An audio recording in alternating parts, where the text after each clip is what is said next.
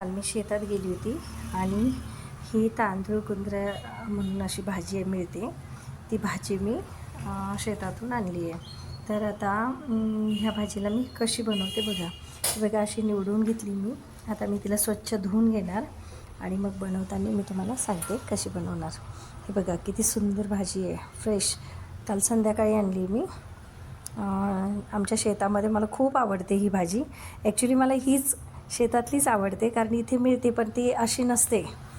माहीत नाही मला, पण ही वेगळीच असते. म्हणून मग मला आवडणारी भाजी मी काल माझ्या स्वतःच्या शेतामधून आणली आहे. काल गावी गेली होती, वीकेंड असल्यामुळं मस्त. तर बघा मी आता ही तांदूळची भाजी, सिंपल भाजी आहे पण एवढी पौष्टिक भाजी आहे.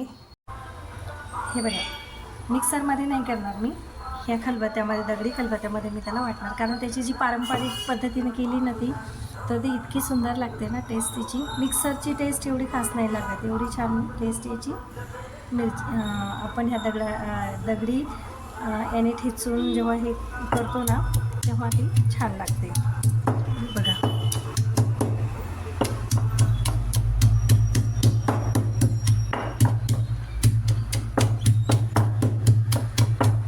हे बघा, हा ठेचा आपला बनलेला आहे आता.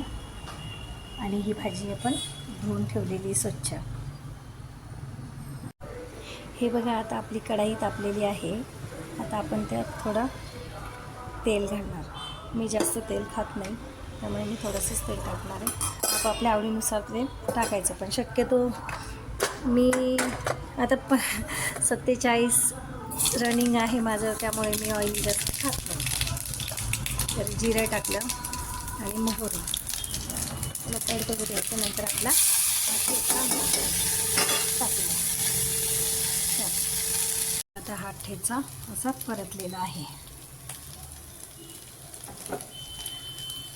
आणि आता छान झाला आहे तो.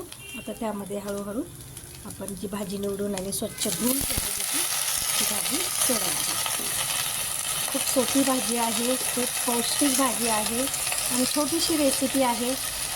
आणि मला असं वाटतं 50च्या आसपास आलेल्या लोकांनी तर अशाच भाज्या वगैरे खायला पाहिजे. तळलेलं हे पदार्थ अवॉइड करायला पाहिजे. मी तरी अवॉइड करते. मला ह्या गोष्टी या छोट्या छोट्या गोष्टी मला खूप आवडतात, करायला पण आवडतात. माझं चॅनल हे 45 वर्षानंतरच्या बायका. गॅसची फ्लेम ही लो पाहिजे.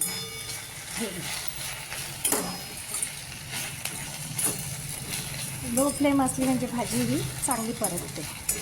मला तर ॲक्च्युली ही चुलीवरचीच भाजी आवडते. मी आता पाऊस आहे, मी टेरेसवर एक माझी छान चूल पण आहे.